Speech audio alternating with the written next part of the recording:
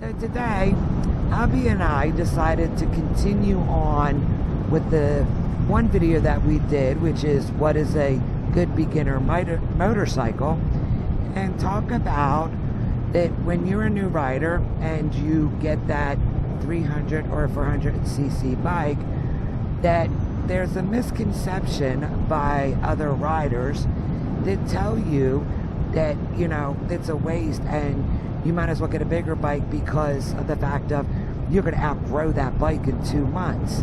Well, as I just said, that's a misconception. You're not going to outgrow that bike in a couple of months when you're just learning how to ride.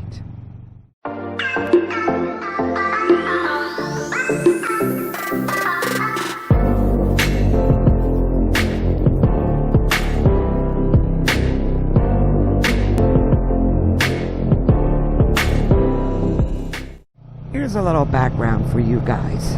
Now, as most of you know, hubby has been riding for over 50 years. He started riding when he was a kid. Now, if you do your math and you do all that, you kind of figure out the era he grew up in. And when he started riding, you know, it wasn't uncommon to move up. But it's different today. So, want to explain to him why you moved up quickly back then and why it was more acceptable? I started out on something that today would be considered a better moped today. You know, the mopeds would be better today than what I started out on. I started out on a Honda, what we called a Super 50. Now, different countries call it different things. But, yeah, it was a stamped-out frame, no knee guards. It looked like a motorcycle, felt like a motorcycle.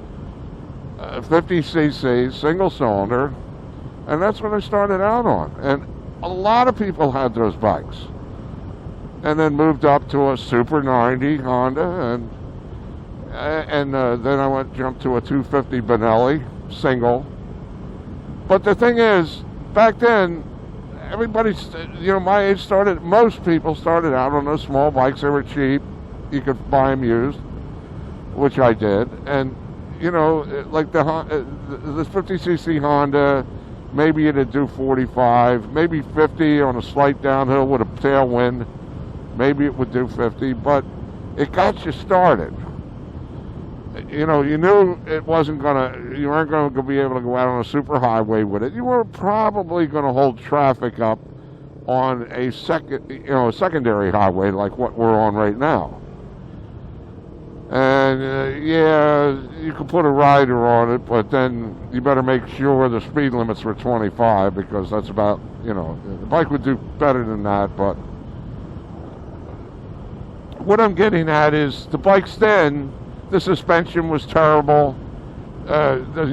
These were real starter bikes. The brakes were awful. Everything was awful. The idea of moving up, you were actually going to buy a better motorcycle. And that was the thing. You were going to buy something that had enough power so you wouldn't get run over, had enough suspension travel so you wouldn't be bottoming out, had enough brakes so that it would stop. So you were getting moving up for a lot of different reasons, but it all zeroed in around a better motorcycle. Yeah, but that's what these guys would tell you today, that, you know, a 600 or a 1000cc bike is a better motorcycle than a 300 or a 400cc. But that's not true today. And you know, in the United States, a 300 or a 400cc bike is considered, you know, and in the first world countries, it's considered a starter bike. When the third world countries think that bike's good to go forever. I mean, today, your smaller, what's, you know, considered starter bikes are damn good motorcycles. They have decent engines. They can keep up with super highway speeds. In fact, allow you to pass on a super highway. Most of them will get in around 100 miles an hour, a little over, a little under. They've got very, very good brakes. They got good suspension. I mean, they are good motorcycles. It's not like it was years ago. And the rush is you got to buy a bigger bike. You got to buy a bigger bike. It's peer pressure. Oh, these guys on the 600s and the 1000s are running away from me. Don't be too fast to give up the bike you're starting on to keep up with the Joneses, because the smaller bike will make you a better rider in the long run. Years ago, it was a different reason of why they had to constantly move up. And as he said, it's not the same reason for today. And for anybody that tells you that you're going to get bored, yeah, if you want to race down the highway at $1.50 or $1.70, yeah, that smaller bike is going to not make you happy, you know. But then, like hubby says, you have to ask the question, you want to meet Jesus? The reason why these bikes, and they call them starter bikes, even though they are not, see if I can do this, there we go, even though they're not, but that's what they're considered, they're made that way so that you can learn how to ride. Look, anybody can ride in a straight line. You got balance and you know how to shift, anybody can ride in a straight line. It's how you control your motorcycle. What do you do if there's something in the road? What do you do if there is a car that pulled out in front of you and you need to avoid, or any type of that? That's the stuff you have to learn. And learning how to take curves the proper way, and learning the proper technique to taking those curves. I mean, there's so much that you have to learn besides just going in a straight line, shifting the bike, and going fast. That's the easy part. All the rest of knowing what to do and how your bike handles is the hard part.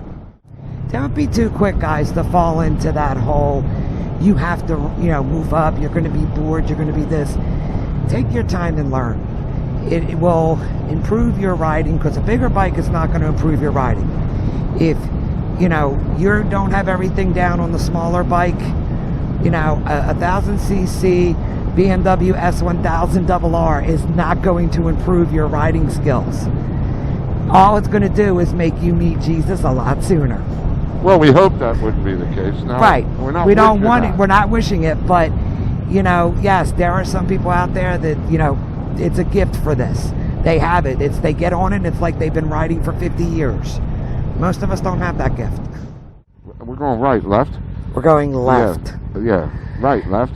Anyway, yeah. What it comes down to, the fact of it is look, if you've been on a bike for 2 months and you've had your license for 2 months, don't get rid of that smaller CC bike, because trust me, you have not learned everything that you need to learn to be able to handle that 1000cc bike.